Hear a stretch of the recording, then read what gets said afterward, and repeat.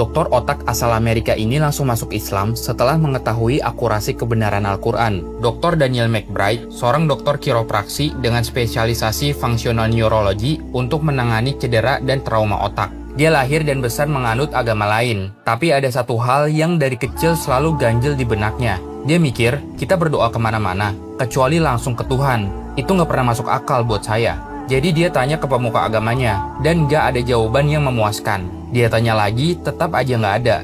Sampai suatu hari, dia nggak sengaja baca autobiografi Malcolm X, dan sesuatu di dalam buku itu nyentil dia. Dia takjub gimana Islam bisa merubah seseorang sedrastis itu. Dari situlah dia mulai cari tahu soal Islam lebih dalam. Seorang teman ngasih dia terjemahan Al-Quran, dan apa yang dia temuin di dalamnya bikin dia nggak bisa tidur. Karena sewaktu dia buka surah Al-Alaq ayat 15 dan 16, dia kaget karena terjemahannya begini.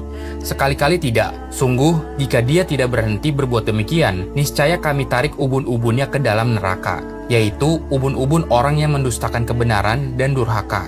Dia kaget membaca ayat tersebut, karena dia sadar bagian ubun-ubun yang disebutkan dalam Al-Quran tepat berada di atas frontal lobe, bagian otak yang baru dibuktikan sains modern di abad ke-20 sebagai pusat pengambilan keputusan, kejujuran, dan moralitas manusia.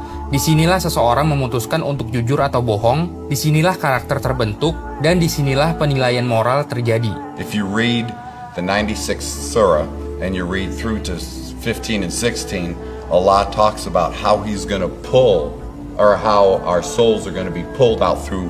The English translation I have says through our forelocks, right? Through our foreheads, they're going to be ripped out. For a believer, it's just a little perspiration. With my functional neurology, where do you think you make that final decision whether you just do something or you inhibit that bad action? That's the forehead. That's the frontal lobes. That's the forelock. That's the brain.